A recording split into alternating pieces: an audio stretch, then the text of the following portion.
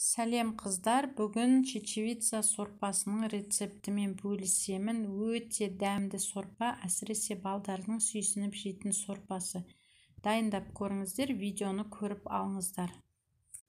Қазанымызға майымызды құйып қыздырып алып, оның үстіне пиязымызды турап салып, қуырып аламыз.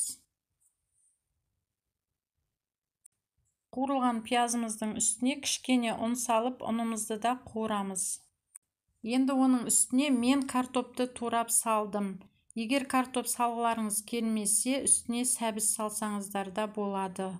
Барлығын қуырамыз. Оның үстіне томат пастасын салып, кішкене қуырып аламыз.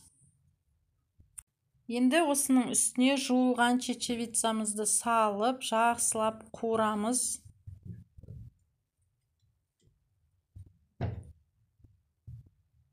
Енді осы қуырылғанның үстіне суымызды құямыз. Бөлме температурасындағы суды құйып, оттың астын көтеріп, қайнатамыз. Қайнағаннан кейін баяу отта 20 минуттай қайнатамыз. 20 минутта чечевица пісіп дайын болады.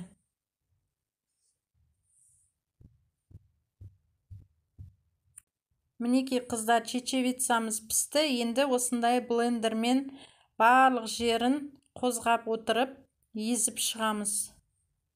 Енді оның үстіне тұз және бұрышымызды дәміне қарай салып, тағы да отқа қойып, 5 минуттай қайнатып аламыз.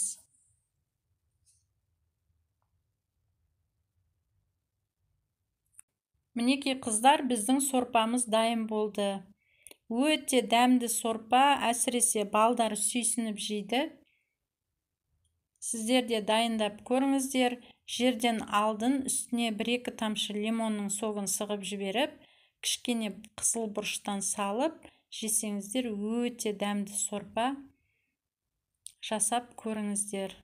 Егер де менің видеоларым ұнап жатса, подписки деген жазуды басып, тіркеліп кетіңіздер.